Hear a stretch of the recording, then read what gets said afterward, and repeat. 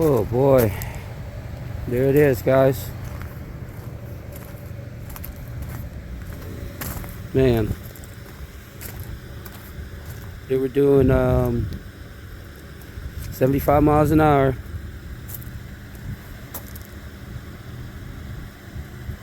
That's what it looks like.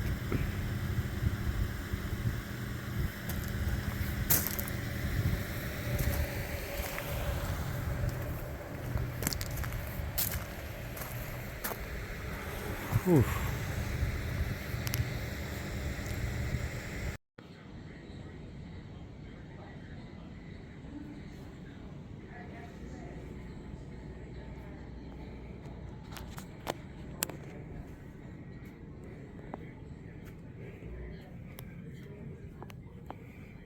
My buddy Chucky.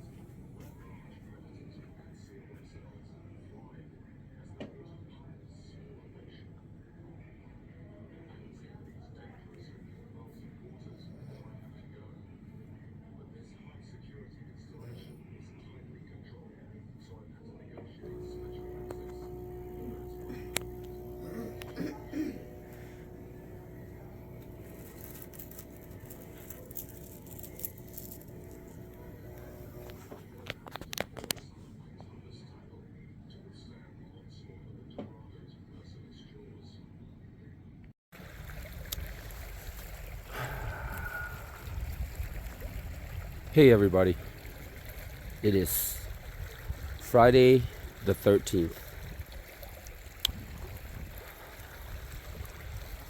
Out here doing a prayer walk.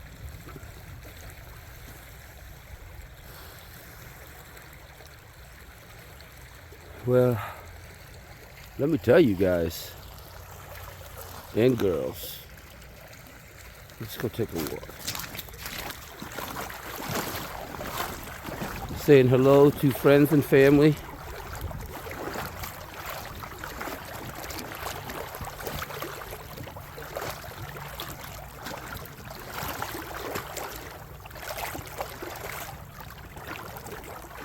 Water came up a little bit.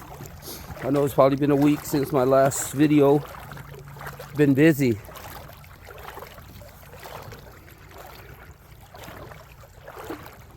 Taking care of mom and dad with my brothers and sisters and great friends.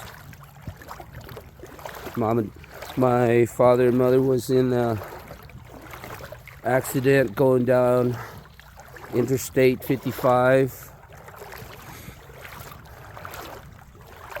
Somebody hit a deer and that vehicle hit another vehicle, and they were all caught up in all that mess.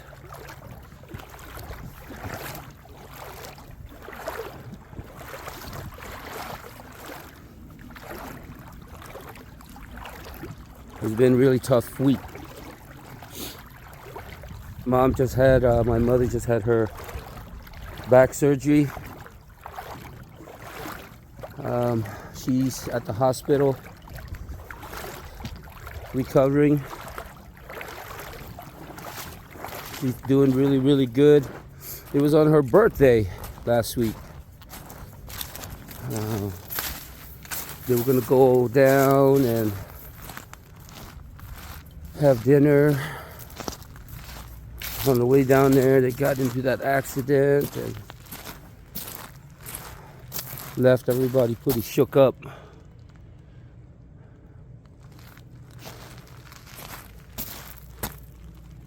And I am still so amazed at how this beautiful mullein plant is still doing really, really well.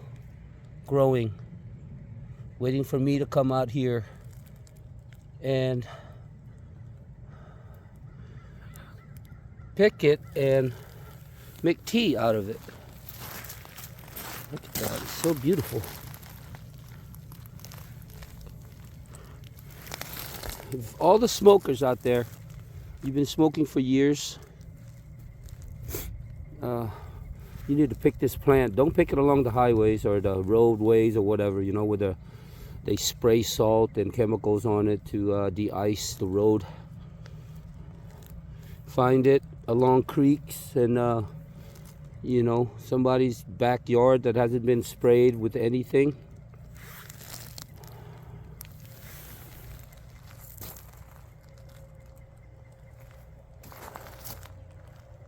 Let's take a walk.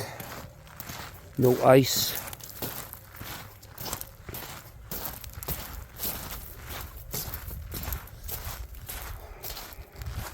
I want to take this opportunity to thank my sisters, my brothers, and friends and family, Chucky, Kim, Patty, everybody, anybody, and the doctors and the nurses in every aspect that has helped my mom.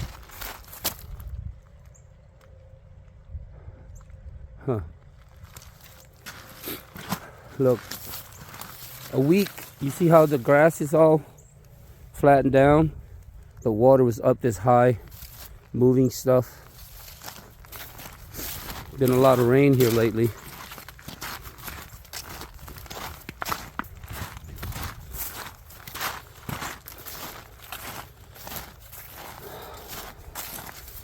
Man, that's another tough video to make.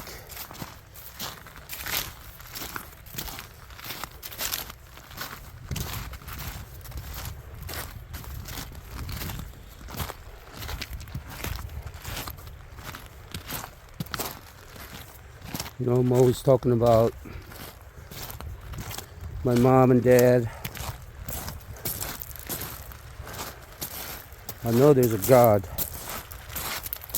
but next to God is my parents. Mom and dad. All we have left. My mom, she's a little bitty person, gave life to 7 kids, and when we was escaping from the cause of the Vietnam War, when the communists was invading, taking over Laos, my mother was pregnant with my little brother Perryville, and she held it all together. She was paddling across the Mekong River in the middle of the night, pregnant with my little brother. And I can still remember it to this day.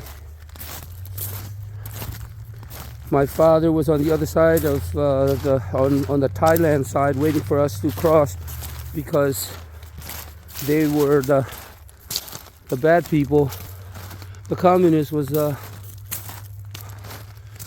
looking for my father and hit the group of men that was out there fighting.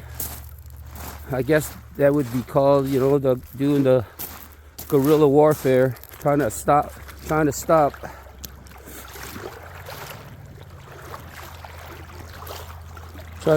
the, holy smoly, trying to stop the communists from advancing further. When the war was over, everybody bailed. And of course, I remember when I was a little kid, there would be white men coming to our house, dropping off supplies, bombs and guns, M16s. I remember I would help my father load up M16 cartridges, magazines,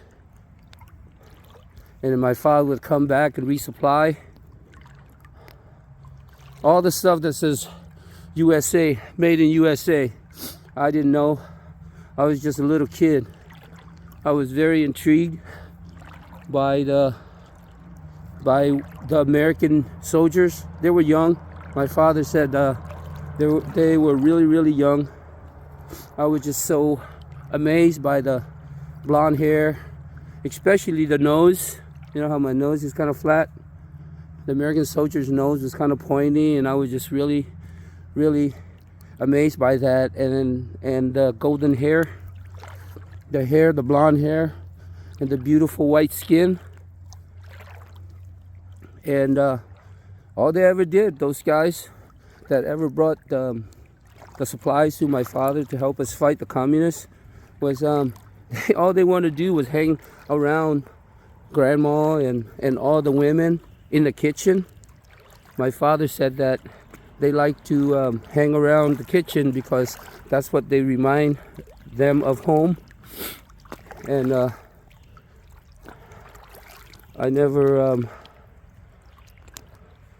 I always wonder about that, you know. And then when I come to America, I know that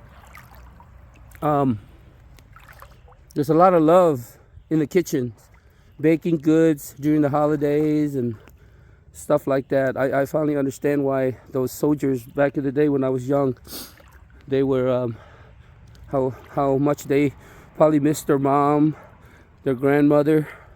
That's why I always wondered. I always asked my father, I said, why are these white soldiers hanging in the kitchen so much? I said, Dad, I said, my father, I said, what is up with that? And he goes, I'm telling you, this is the second time I'm telling you, they miss home. They just want to be around women that cook and you know, because that's the closest thing that they have to being around mom and grandma. And they just sat there and eat something, and they would sneak out in the middle of the night. And some of these guys, I don't even know. Sometimes I wonder where they're at, or where they're at about their family, their lives. It was I was just I don't know, just curious kid, you know, growing up in the war.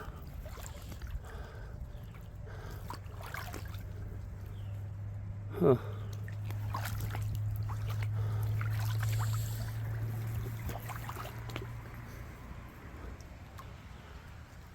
I'm just rambling, thinking about my mom.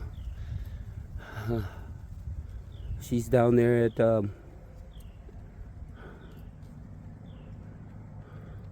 St. Francis, Cape Girardeau, Missouri.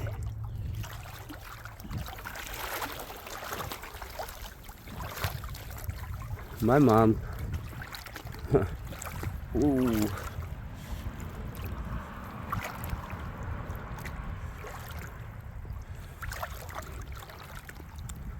You know, it's bad. It's really bad. My mom is in so much pain. But boy, she's tough. She's a very, very tough little lady. Had to, the operation, what this called is a fusion on her back, below her back. She turned 75 and has spent her birthday in the hospital, but it's okay. My father's doing well. He's at home. He's just he's got banged up pretty good, but he's getting around okay. But mom, though, she's the one that's hurting the most. But I am still blessed. We are still blessed to have my mom here. It could have been worse. And as I was visiting my mom when she's asleep, I went to take a walk, do a prayer walk at St. Francis Hospital. Every room had a patient in it, except maybe one or two. There's like 3 or 4 floors in that place, and it's full of people that are in, you know, that need medical help. It's unbelievable. This prayer walk. I want all the nurses out there in the world, all the doctors. You keep doing what you're doing. You are appreciated. You are thought of. You keep doing what you're doing. Love your family. Be strong. I hope you eat good. I hope you sleep good. I know you picked a career, a path to help people, to take care of them.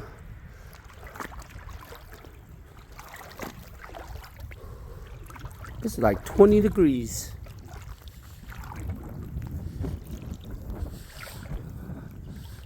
I still see some fish and minnows. Minnows are fish.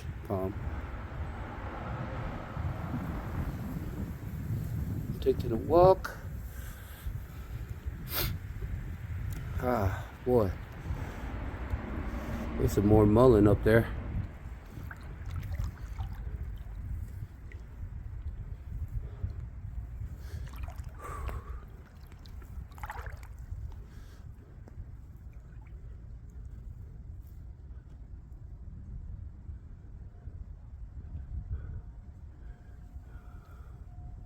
Hope my phone don't fall off.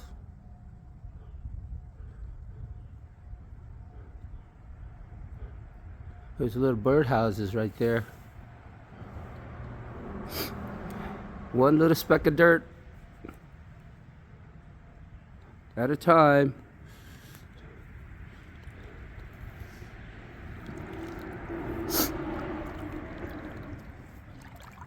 Friday the 13th. I don't believe in that crap anyway. I don't know what that's supposed to mean. It's supposed to be Friday the 13th. What is everybody supposed to do? Stay home? Don't believe in that stuff. People, Friday the 13th, they wake up, they still got to go to work, kiss their kids, and don't believe in that.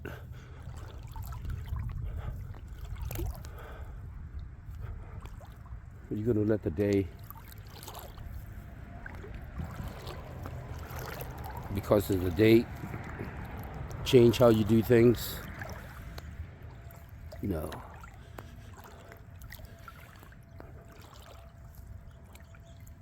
There's Mike Warren over there. Hi, Mike.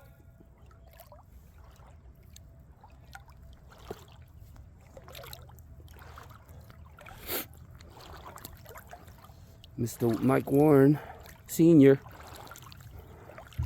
He's out there. He lives in a little tiny house. Minimalist.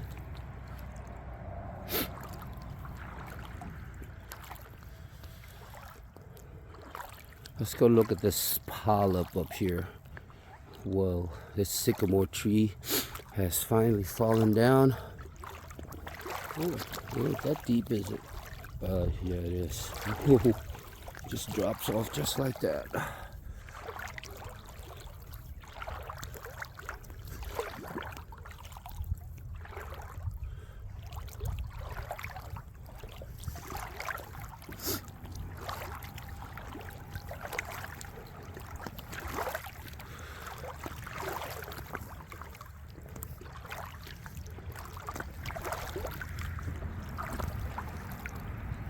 Well, if I was a fish, this is where I would be.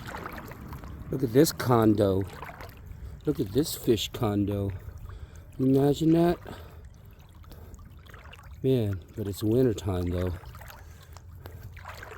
Look at that. All of that.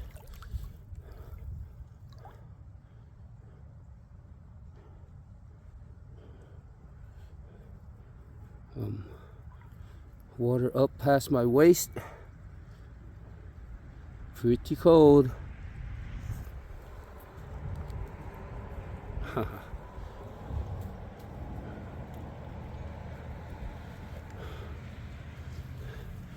Let's go see what it looks like. Yeah, I might as well record this stuff, huh? Pretty soon I ain't gonna be able to walk down here when I get old. Or when I get older.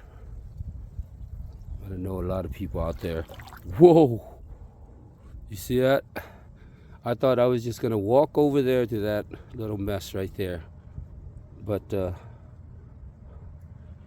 would have ate it. Look right here. As you can see, there's this branch right here stretching across. I would have tripped and face planted right into that stuff.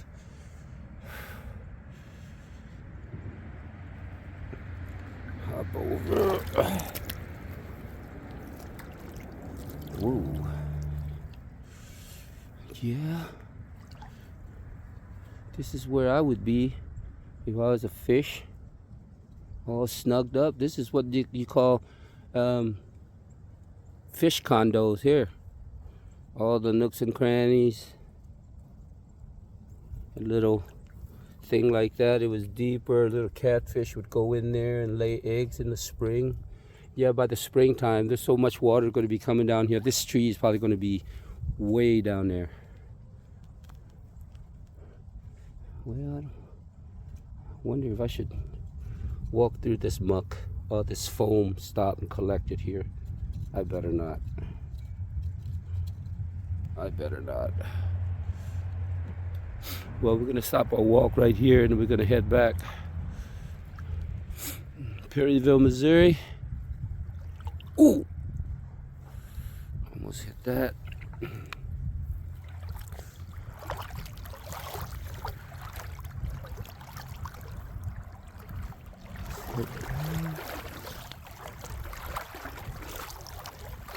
Quick walk. Man, it's easier to walk on in water than it is to walk out with these waders. But I want to come out and check all these mullein plants, the seeds.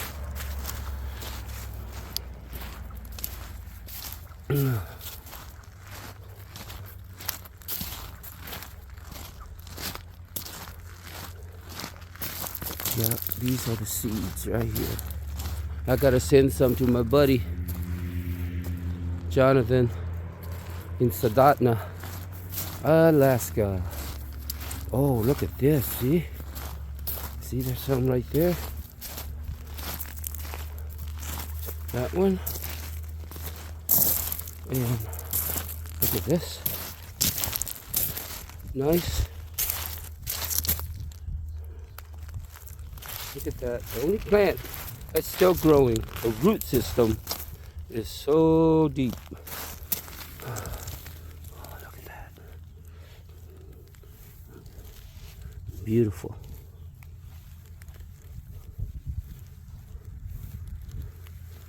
Beautiful, beautiful, beautiful. Beautiful, beautiful, beautiful, beautiful angel. Another one right here. Yeah, they're everywhere. Anybody need some, let me know.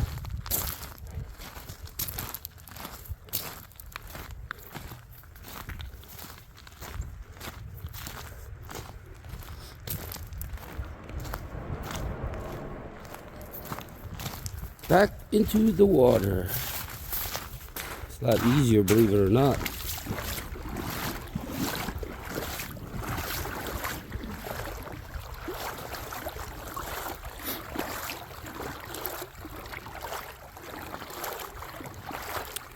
There's a bridge behind me. Look, there it is.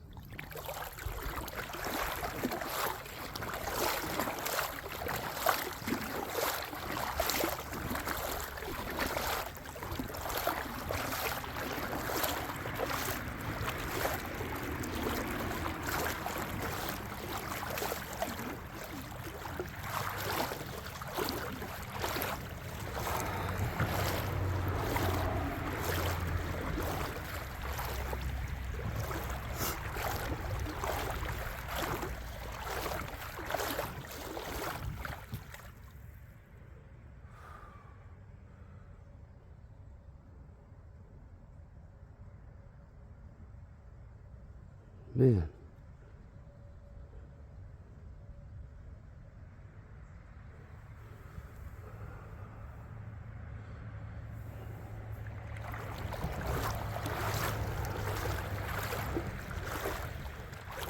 I find so many amazing things walking this creek, but I can't reach in there and grab it.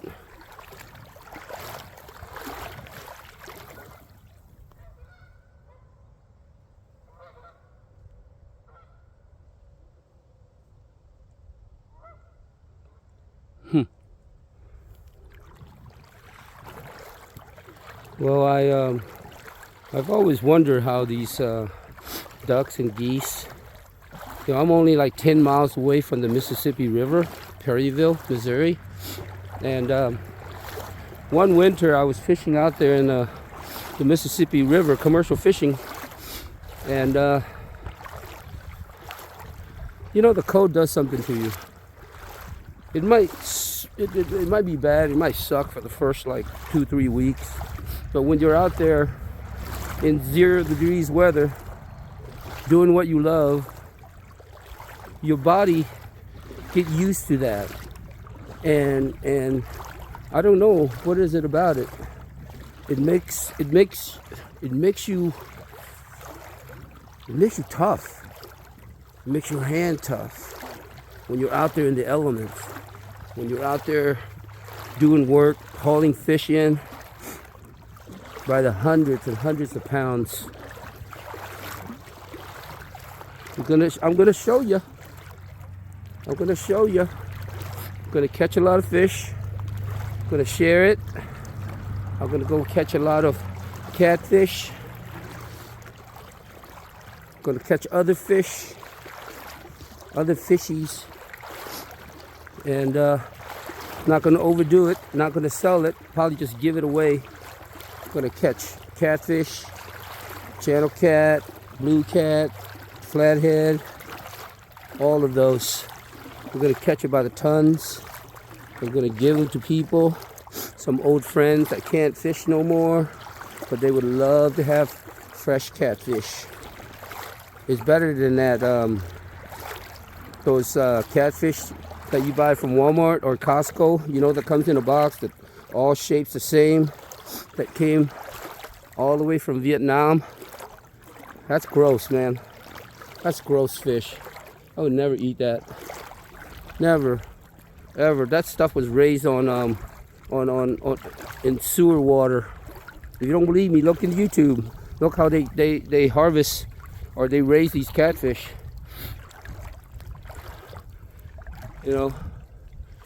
Wow, it's beautiful. Mrs. Mijay, Mr. Mijay, Mrs. Mijay, I think she lives there by herself now. Her husband passed away. This nice big house. There's split rock. I think that property belongs to her. I used to see her and her husband in a canoe when I'm down there further fishing at they call it the waterworks, where you saw in a couple videos back. Her husband passed away. She lives out here by herself.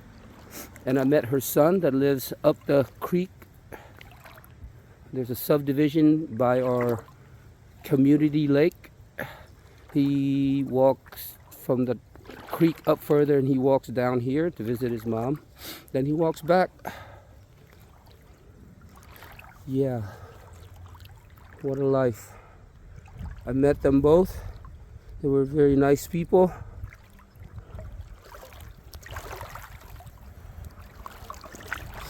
And here we are. Walking, thinking about my mom. And my sisters don't watch my videos anyway, so I just might as well tell them that,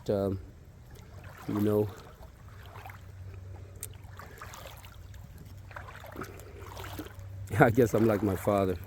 It's hard for me to say I love you because I don't know what is that. I guess I got it from my father. I like my sisters should know, my brothers should know that I love them very much. Everyone, like my father always says, I can't be like Charles Ingalls on Little House on the Prairie, hugging everybody, telling everybody I love them. I don't have to say it every day. That's my father's style. But he knows if my father comes by and he touches your shoulder, put his hands on your shoulder, he's blessing you. And even if he's around you and he smiles at you, that means he's approving of you. He likes your style.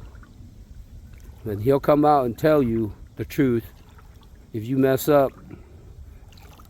And you can't really argue back. You're just gonna have to sit there and take it, you know. So, whoa, this is something else here. I'm gonna bust it. I'm gonna bust it. I'm gonna come over here. Yeah, falling down in this thing is not gonna be too fun. Yep. And my mom, she loves everybody. She loves everybody. She always makes fun of me. She goes, all those muscles is because of her good cooking, she says. Because it don't matter. And I would, whoa. It's time to go to the right. About to drop off right there.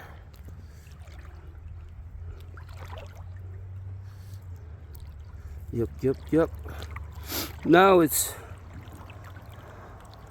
our turn to take care of mom and dad. And I am happy to do it. She's gonna come home probably Sunday. She just got out of surgery.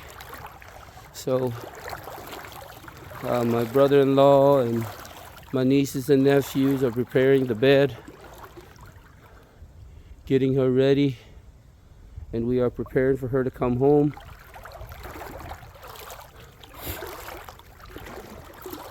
I just want to tell people,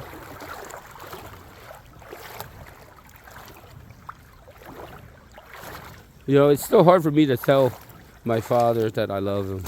You know, it's the same thing. It's like, it's hard for me to say it, but I don't know why, but when it comes to my mom, I just say, I love you, Mom. I love you very, very much. Oh, moms. All moms.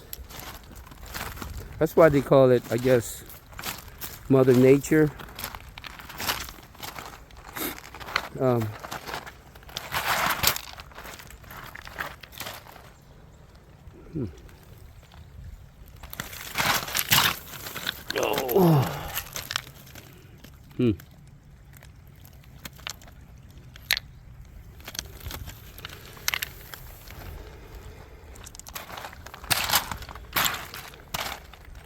Probably some interesting rocks here. Oh, I want to tell everybody, during the war, when I always wondered, right? Laos, it's a tropical place. There's a rainy season, the monsoon season, and then there's the dry season, right? But I remember there's always birds singing. And I always wondered what all that thunder was in the mountains when I was a little kid. It was crazy. You know, even during the war, like in 1969 I was born, growing up. The war was over probably 74 or 75. It didn't get bad until we realized that, I remember my father would come home and resupply, and there would be less men. There would be like a group of 40, 50 people. They would go out there, hide and try to kill the enemy at the night, sneak attack, guerrilla warfare. And when my father come back to resupply, there would be less and less men. I mean, every time he comes back, there would be, and then finally there were no men. Everybody were all dead. Either they're all dead, or some of them couldn't take it anymore and they had to escape. They cross over to the Mekong River. They come back and get their family. You know, my father would tell me he would lay in the mud and listen to the enemy go by. And he said that he had a handful of rice and he would clench it. He would squeeze it as tight as he could so dirty water wouldn't soak it through. So he would just sit there and eat it and watch the enemies go by along the trails. I remember, I remember all the birds were singing, all the leaves were on the trees. But by the time we left Laos, everything was gray. No birds were singing, and I always wondered what happened, right? But and there's thunders in the mountains, far, far away. You can hear it. It sounded like thunder. But when I came to America and did my research, what it was it wasn't thunder. It was bombs being dropped on Laos all the time. There was like thunder all the time. I was like, why is thunder? Why is it thundering all the time? Then I realized it was all the bombs being dropped on Laos. And the reason why everything was gray and ashes is because of all from the napalm and all of everything that the bombs. You guys wouldn't believe me if I tell you before we escaped to Thailand and come to America, was that you can run into the fields. You can run. There were bombs that were unexploded. We as little kids were trying to throw rocks at it, trying to get it to explode. There were bomb fragments all over the place. Different types of bombs all over the place. And I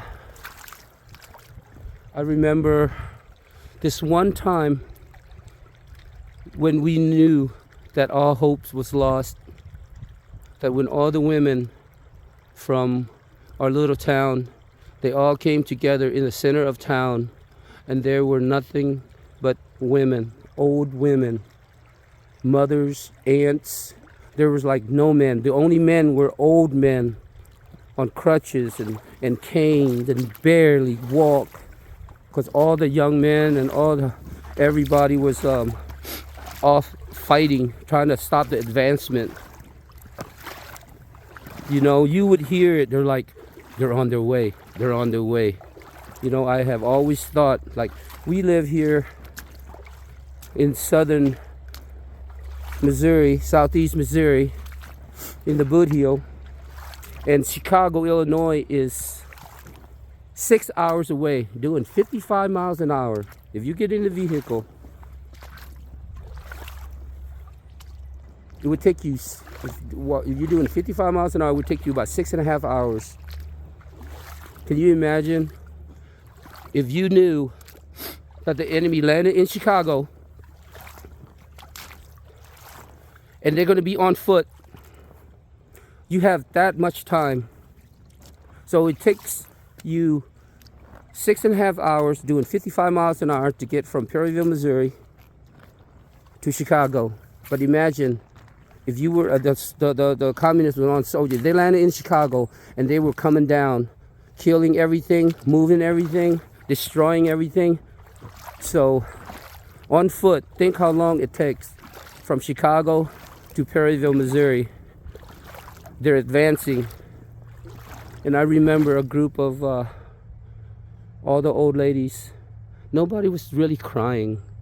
They build a fire in the middle and there's nothing but a group of old ladies and women coming together praying. And I was in the middle of that. There was so much sadness and so much destruction. Nobody knows where their husband's at. Nobody knows where their sons and daughters and the young one. Anybody that could fight would go and fight, trying to stop the advancement of the communists. I remember I was sitting there. There was just something beautiful in all that time of hardship, of war, that there was just something powerful when all the old ladies. There must have been like hundreds of them, a group of them. Nobody was saying anything. Nobody was hardly even crying. They were sitting around, and I was just leaning against my mother, and it seems like everybody was saying a prayer, a quiet prayer. No noise, no nothing, no bird was singing. Everything was gray. There was one fire in the middle of a group of women, and it still affects me to this day. I think that when mothers and grandmothers and all the ladies come together and they pray, and they come together in one thought, and they pray for each other, I have never felt anything like that. I felt so safe. Even though I was so far away from the fire, but the warmth, it was just kind of like there's an aura around these women, around all these ladies. I have always wondered about that. That's why I've always, I'm really intrigued about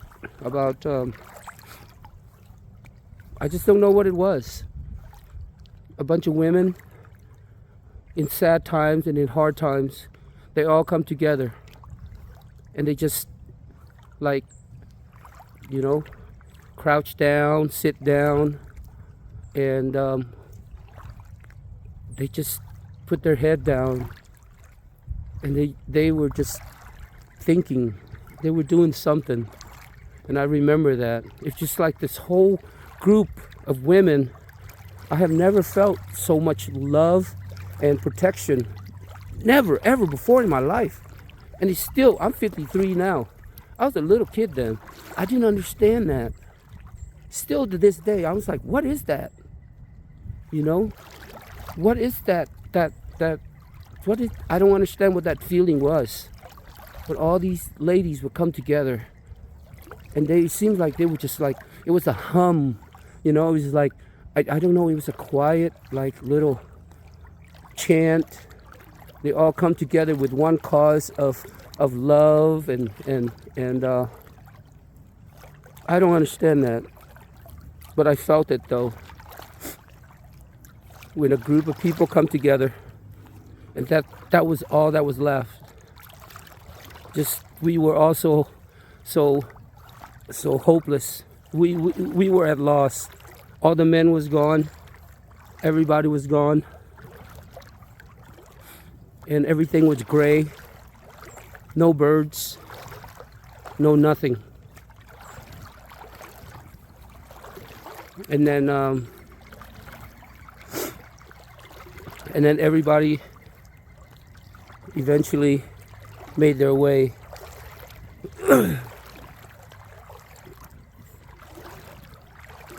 to America, crossing over, get put in the refugee camp. I remember when we were in the refugee camp, the people that brought us food, the rice bag, yeah, they would give us like little small portions, and then the fish that they came, you see in videos now, like, you big commercial fishing, they troll the fish, and they only keep what they want, and all these fish, that the first time I ever seen fish with one eyes or two eyes, flat fish, and all different fish, I was like, what is this? So I knew that they were, instead of giving up good stuff, they were just coming in big truckloads of trash fish, and they just dump it out in the middle of the dirt, and everybody was fighting for it. Whatever, we didn't care what kind of fish it was, as long as it was something for us to eat. Ooh. It was tough. It was crazy. I'm grateful to be able to come here, face adversity, and work hard, make new friends. I'm just out here thinking about my mom.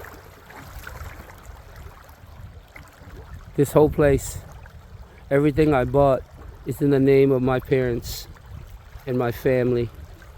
And I want to share it with you too. If you want to come to Perryville, You want to find a place to come and camp and stay and get away from things, come out here.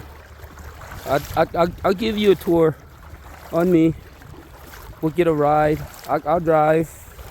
We'll go grab something to eat, and I'll go show you the local places and what is it about Perryville, Missouri that I love so much. I love the people here. The people. Oh my gosh, the people. The people. The old people, young people, retired people, and let me see here. Yep, almost 100% Caucasian. Why did I say that? Because that's what it is.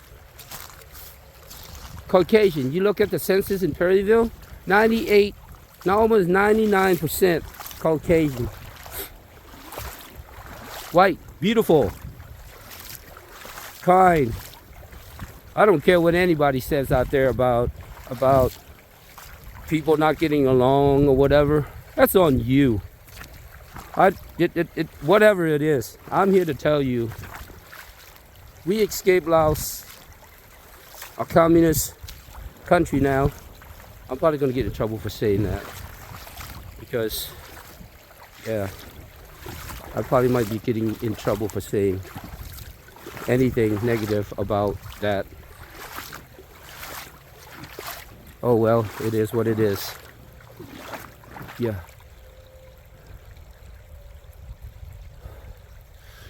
Oh.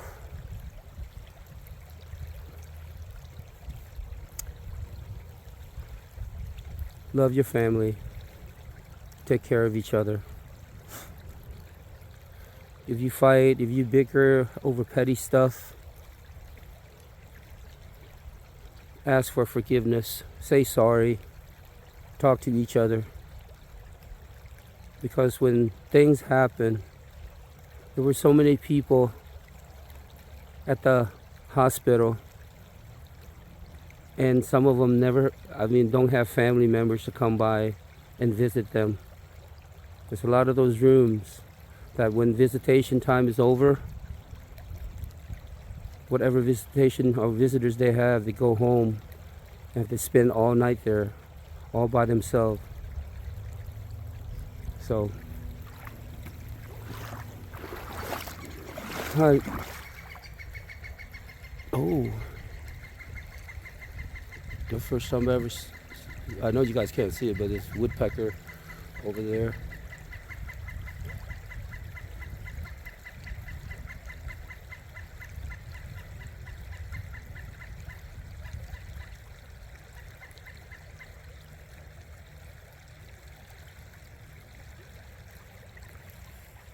My grandfather said it best, love is power. And the great Pele, who just passed away, all he ever said was love, love, love. Because fighting is not the answer. Yep. That was my way. Fighting is not the answer. So